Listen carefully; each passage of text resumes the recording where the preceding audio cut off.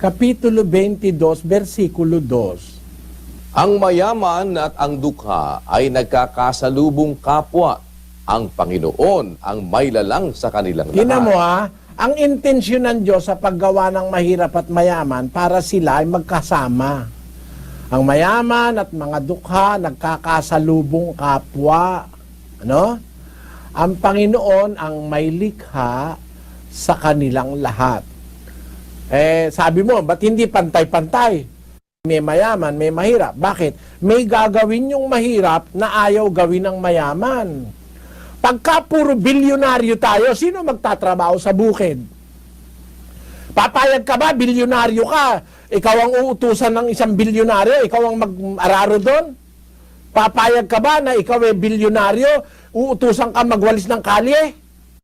Meron ka ba nakitang bilyonaryo nagwawalis ng kalye? Sino nagwawalis ng kalye? Mga Metro Aid, walang pera. Para kumita, makabahagi sa kayamanan ng mayaman, pwede silang utusan ng mayaman. Nakita mo, ang karunungan ng Diyos, kapatid. Kaya yung mahirap, huwag tayong magrebelde, sabihin natin, ba't tayo ginawang mahirap? Marami tayong advantage sa mayaman, kapatid. Ang mahirap, mas payapa. Basahin natin ang 5:12 ng Ecclesiastes. Ang tulog ng manggagawang tao ay mahimbing, maging siya'y kumain ng kaunti o marami. Ngunit ang kasaganaan ng yaman ay hindi magpapatulog sa kanya. Ayon, ang tulog ng manggagawang tao mahimbing. Kaya yung mahirap, masarap ang tulog nun eh. Hindi ka nag-aalalang may mananakaw, natatagain ka dahil meron kang brilyante sa kamay, puputulin ng kamay mo, hindi. Pero yung mayaman, ay naku, hindi makatulog yan eh dahil sa dami ng kayamanan. Maraming advantage ang mahirap. Huwag kang magagalit sa Diyos dahil ginawa kang mahirap, kapatid. Magpasalamat tayo sa Diyos kahit ano ang kalagayan natin sa buhay kasi mahal tayong lahat ng Diyos.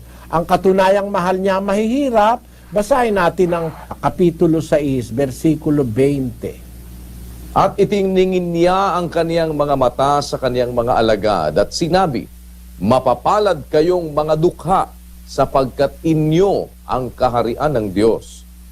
Mapapalad kayong nangagugutom ngayon sapagkat kayo'y bubusugin. Mapapalad kayong nagsisitangis ngayon sapagkat kayo'y magsisitawa. Ayon, maliwanag na maliwanag. Mapapalad kayong mga dukha sapagkat sa inyo ang kaharian ng Diyos. Mas marami sa mahihirap makakarating sa langit. Pero ano naman ang sabi sa mayayaman? Tuloy natin sa 24.